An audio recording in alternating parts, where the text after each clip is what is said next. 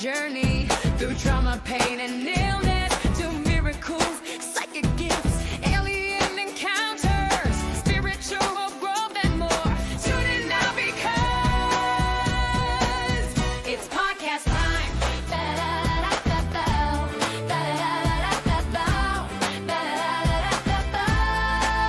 It's podcast time.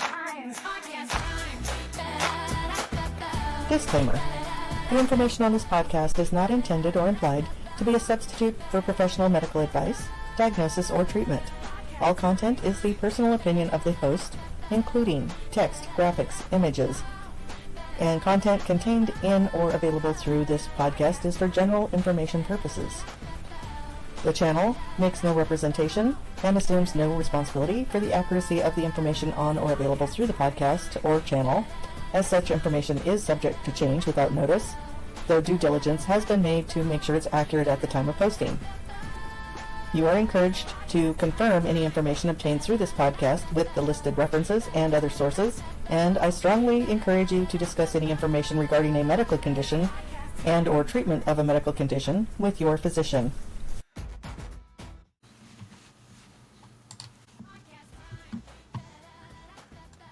Welcome to the Path of a Healer, my miraculous life. My name is Sheri, and I'm here to share with you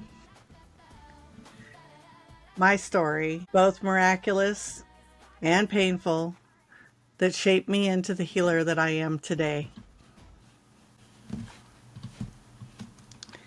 In each episode, I'm going to share a memory that shaped me.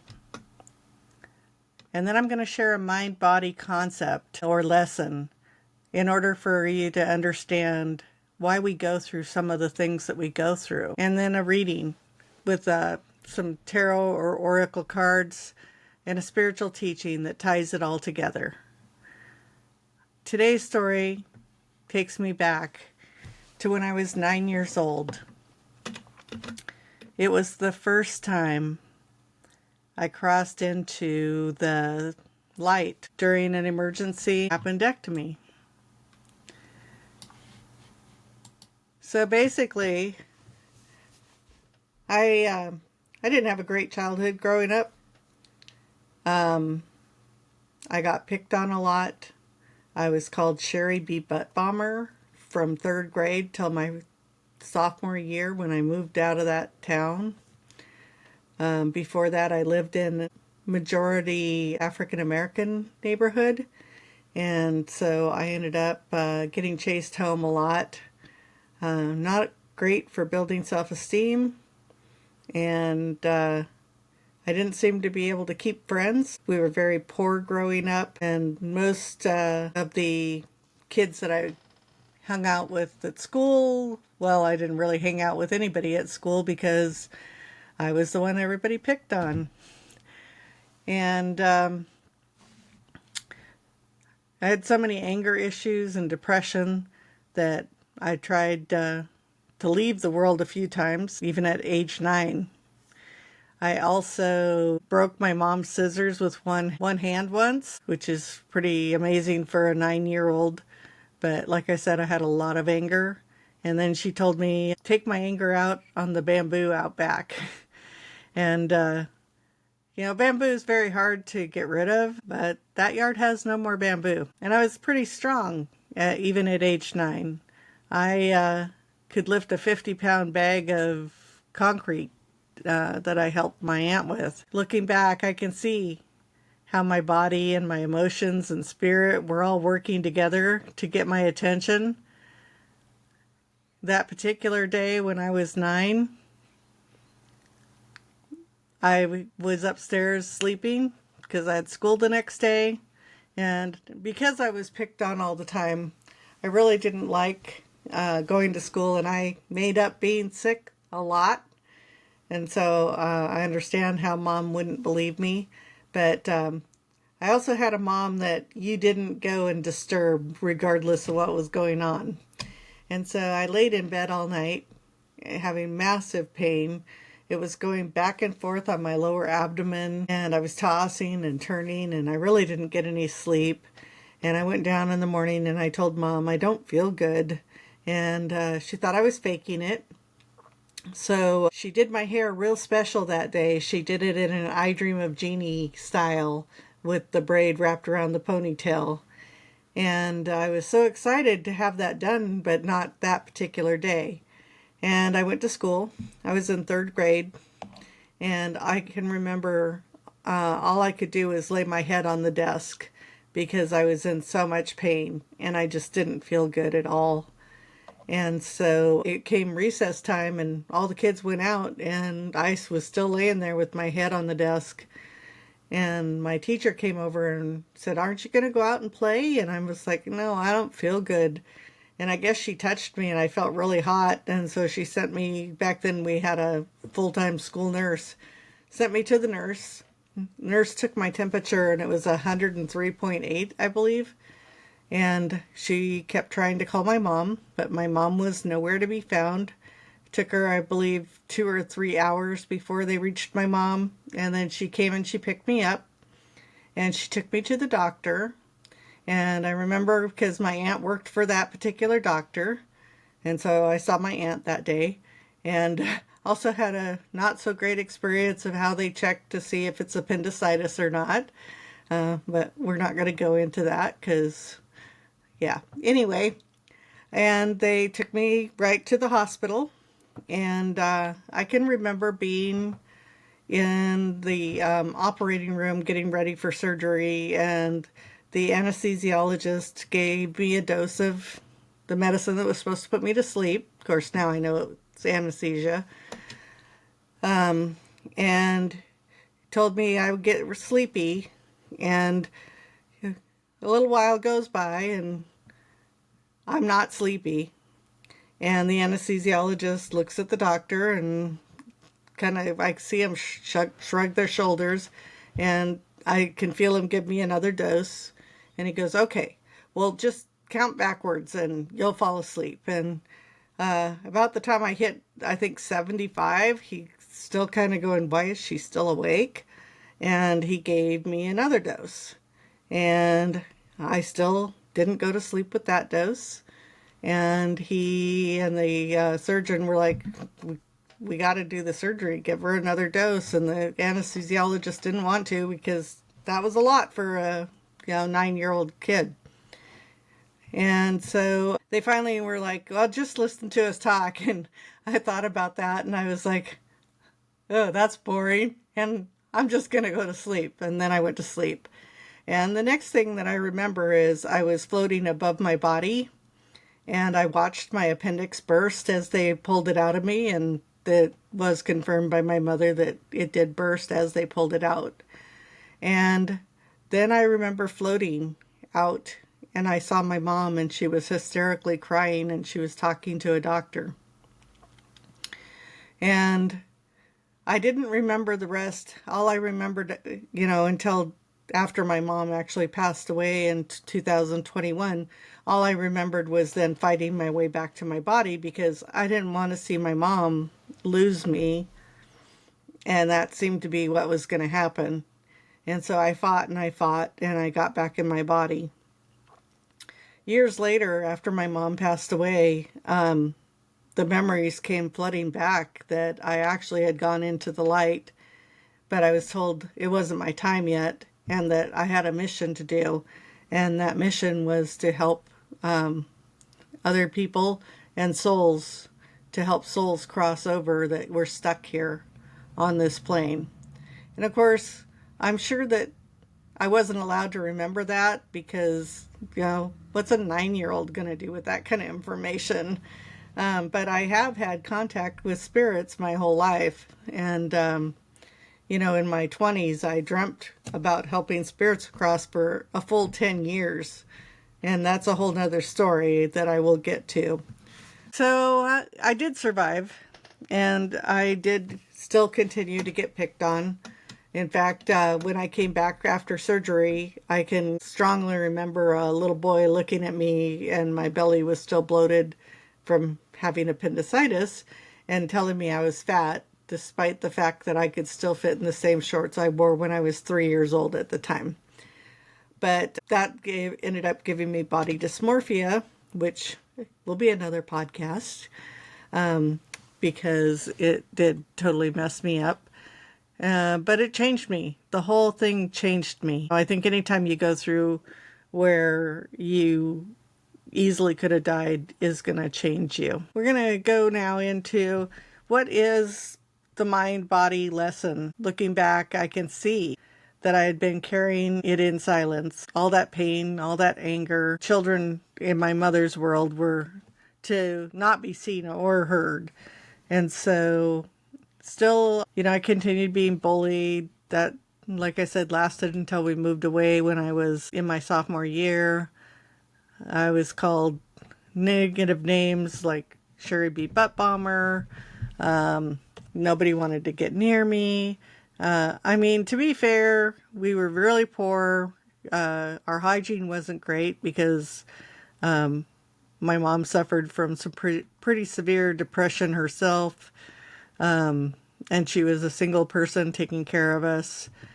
I had so much anger, sadness, frustration, all locked up inside of me. No way to let it out. And that's where the body-mind perspective is going to teach us about why I might have gotten appendicitis. It's often linked to repressed anger and frustration. It can reflect being stuck or blocked in life. And I certainly didn't feel like I was getting very far in life at that age. I was already working in the local drugstore, dusting shelves for money if I wanted any clothes that, weren't really hand-me-down. Our appendix, it's like a reservoir. It's a pantry. It holds what we don't easily let go of. Emotionally, that means that stored up resentment, fear of scarcity, or anger that we can't express. And I definitely had all of those things. It's also part of the immune system. And so, although for a long time they thought that the appendix was a useless organ, so, no big deal taking it out. But now they are finding that it is a big part of our immune system. It helps keep us a lot healthier because it's, the gut health. And then you start to go back to the mind-body connection because gut health has a lot to do with that. And so if you don't have a healthy gut, of course, you're going to get sick easier and your immune system isn't going to function as well. And of course, mine literally burst as they pulled it out of me. And that was everything I couldn't digest. The bullying, the loneliness, the anger at being dismissed. And, science now supports the deeper view. We used to think that the appendix was useless, but now it's that reservoir of beneficial bacteria, part of our immune system, and even connected to the gut-brain axis, as I was just saying. Symbolically, it's also the reservoir for all of our emotions that we store away until the body forces us to deal with them. So the lesson is that the body will speak when we cannot. And if we ignore the whispers, it eventually becomes a scream. I like to say, we don't start with disease, we start with dis-ease. Our body will try to tell us what's going on. And if we don't listen, it'll scream louder and louder until it becomes disease. And then if we continue to ignore it, it then becomes a chronic illness. And so it's really important to be in touch with your body and what's going on. If you are not in touch with your body and what's going on in it, and you're ignoring those signals, you end up being pretty unhealthy in your life, having things pop up that you wonder, how did I get this? I don't do drugs, I don't do alcohol, I eat healthy, and yet I'm still sick. Well, it's that mind-body connection, and there's a roadmap. Debbie Shapiro writes a great book called The Body-Mind Workbook, and it's like my go-to for everything. Even if I know you can see all those books back there on my shelf, there's a whole section there on the body-mind connection. I'm going to go on now, and I'm going to cut away and do a card reading on why I went through appendicitis and what that means to me today. And I'm pretty new at card reading, so you'll have to bear with me on that. Okay, I'll be back. So, just a real funny story. While I was in nursing school, but still working in the entertainment business, I had a guy that was heckling me really bad while I was on stage. And he started going, "Oh, I know, I'm an a-hole." And I looked at him and I said, "You're not an a-hole. You're a cecum." And he's like, "Well, what's a cecum?" And I said, "Well, you know, you have the small intestine, which is the duodenum, the duodenum, and the ileum. And then it connects to the large intestine. And right where it connects, you have the cecum. And off of the cecum, you have the appendix. And so basically, the cecum is a blind sac of, which is what you are, not an a-hole." Anyway, it was really funny. The rest of the crowd laughed at it.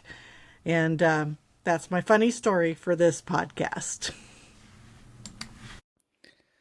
Okay, so I decided to do a card read related to what I know now of the appendicitis I had when I was 9. And I don't read the way that most people do. I kind of do it intuitively. As you can see, I have multiple decks out here. I'm going to kind of move them out of the way. I'll tell you what each deck is as I get to it. And then I'll go over what the cards actually mean that I pull. And I'm really new at reading cards. I've just kind of only done it for myself. This may resonate with somebody else also. But here we go. So let's see. We're going to do the Lightseer's Tarot first. And so I usually do a shuffle like so until certain cards pop out of the deck like that.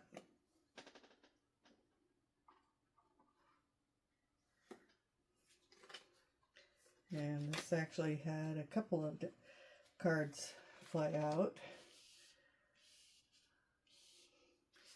So we have the Lovers, the Magician, and the Fool. That's interesting because they are all trump cards.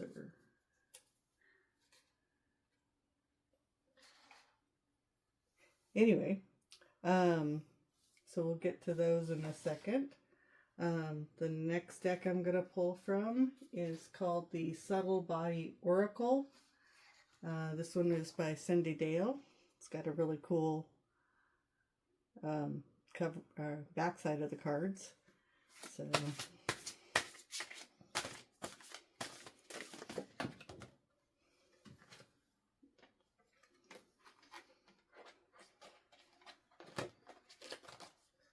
this was the stone element that came out.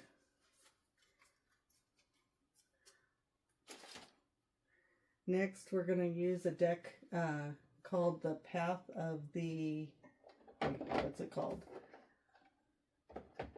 The Path of the Soul. Really like this one and her other deck. I'll tell you her name in just a minute.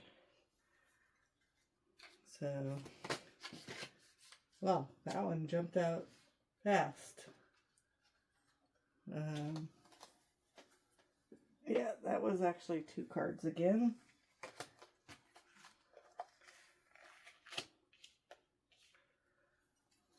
I may have to get a bigger table.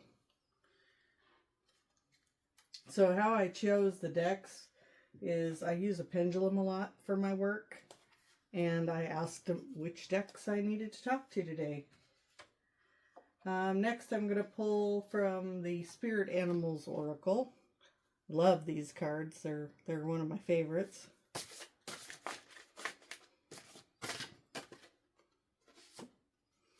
And there we got the Loon.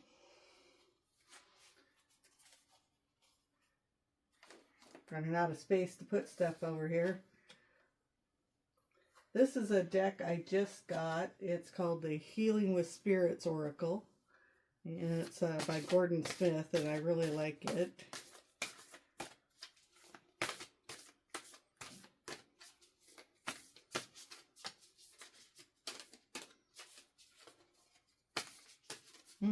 This one's having a harder time. Whoop, there we go.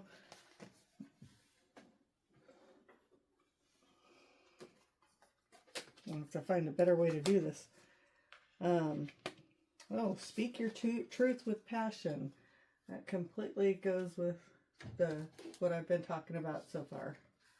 Next we have the Cosmic Dancer deck.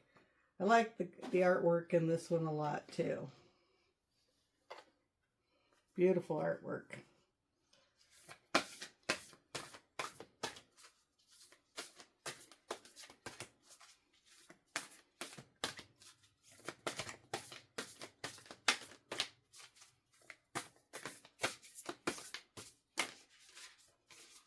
Oh, that one wants to fall out.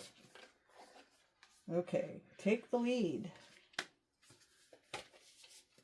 And then the final deck I'm going to use is called the Sacred Geometry Activation Oracle. And, oh, wow. That one's trying to jump out ahead of time, but I'm going to shuffle them.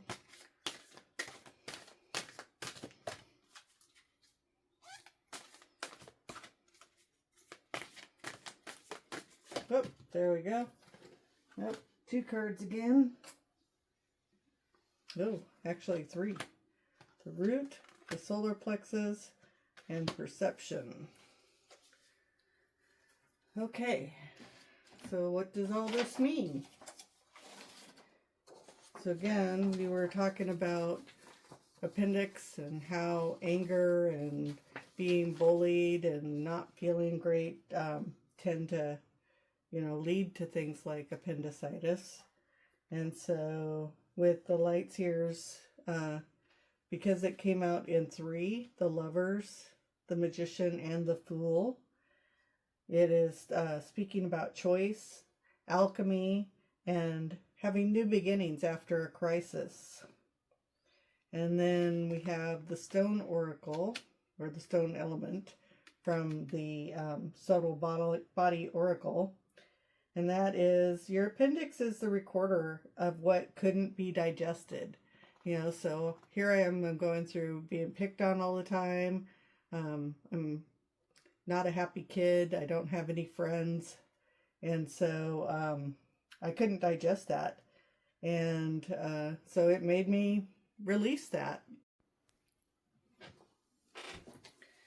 The Sacred Geometry deck, the root chakra, that's clearly birth to early childhood, and things weren't going so well in my childhood. So, of course, that would come up because of that, being picked on and just going through a lot of stuff early in life, including before my birth. And then the solar plexus makes sense because I was in fight or flight most of the time throughout my childhood. And then the perception card it gave me a different perspective after I almost died on the table as to what health meant. Even though I didn't remember the white light and Jesus talking to me before, just a few years ago, it came back to me. I'm sure that was done it on purpose in order for me to not freak out when I was a kid, and wait till I was mature enough to actually do the work. It all has to do with power, will, self-identity, shifting perspectives on illness. And then the Path of the Soul. This is actually the Path of the Soul card, number 41. And this is Doves, number 27. That is, my soul mission was being confirmed to me. And I needed to be called into action, basically, which is what this is all about. Next is the spirit of the animals, which is that loon card right here, which is intuition. Listen to the song of your soul. Trust your intuition as you face a way of knowing, or as you have a way of knowing. Emerge from a busy life and seek more solitude.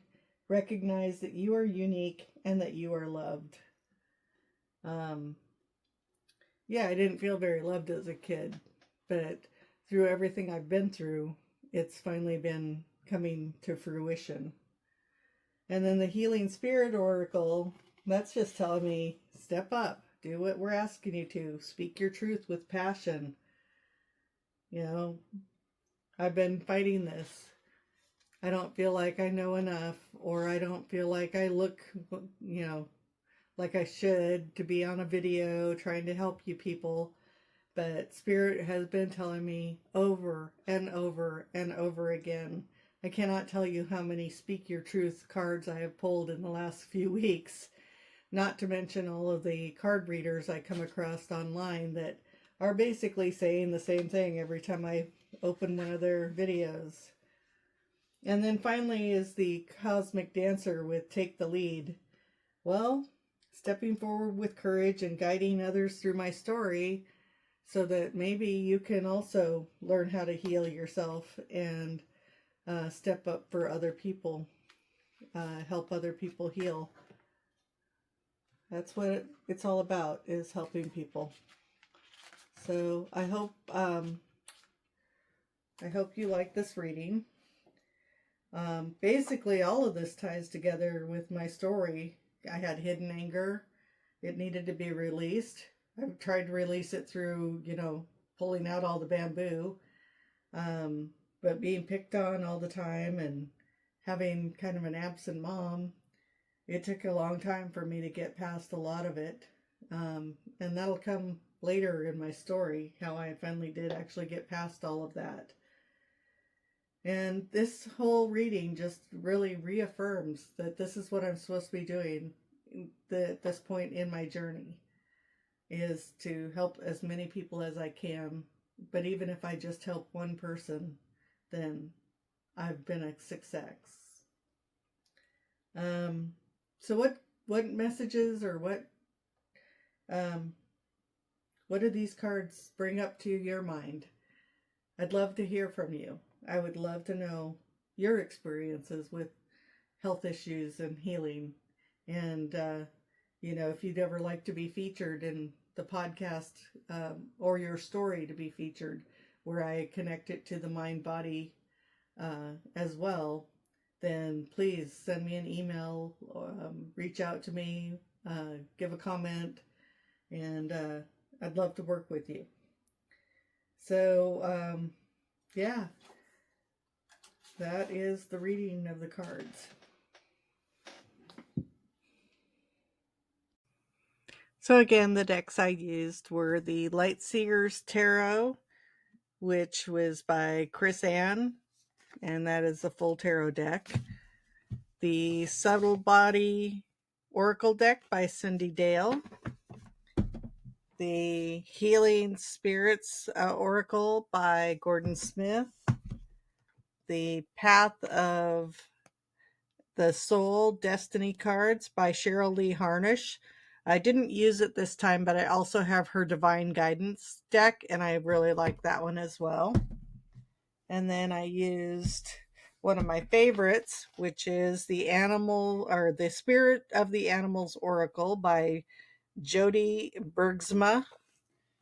And then we have the Cosmic Dancer Oracle by Sonona Soulfire and Tess Whitehurst.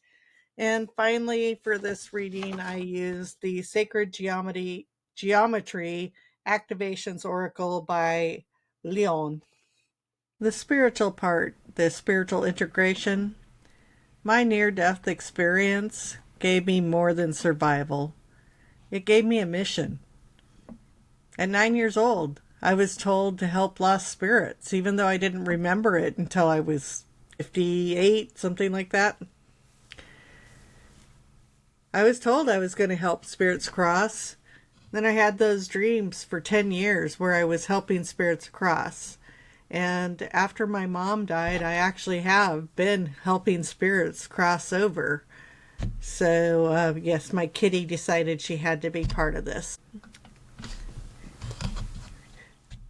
I don't even know how to explain what it feels like to have spirits come and ask you for help. But for years, I was being taught in my dreams how to do it. And when they did start coming to me, I knew how to do it from those dreams. And so for years, I've been guiding spirits into the light and fulfilling that promise.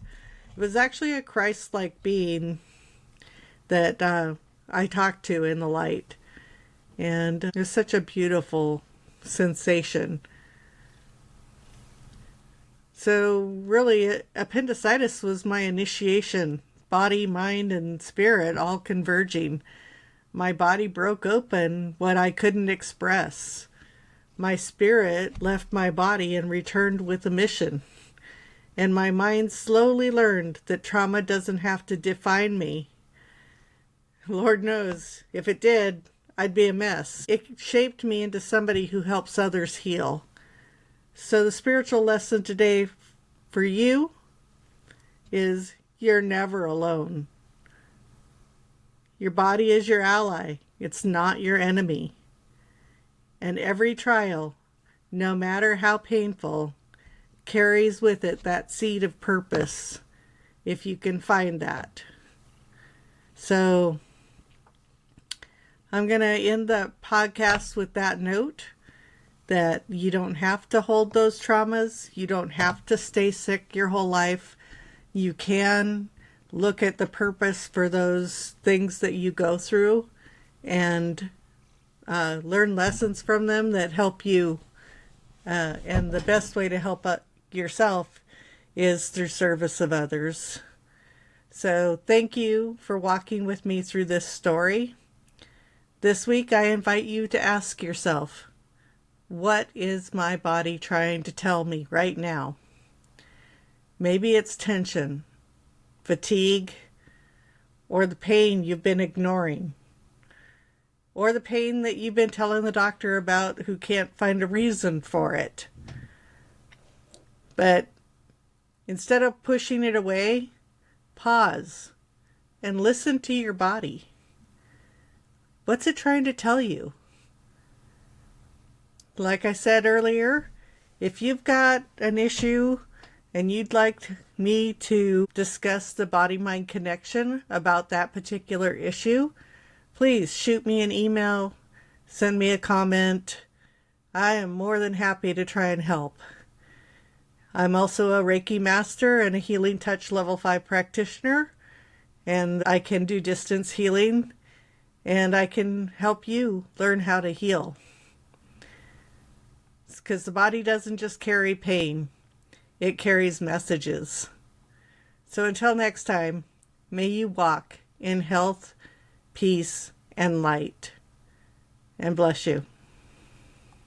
Thanks for being with me. Hey, thank you so much for tuning into the Path of a Healer podcast. Share a little love by hitting that subscribe, like, and share the video. Also, hit that little bell icon so that you're notified every time I drop a new episode. I am so grateful to share this journey with you. Until next time, remember, you are never alone, and let's keep working together to raise our vibrations. See you soon.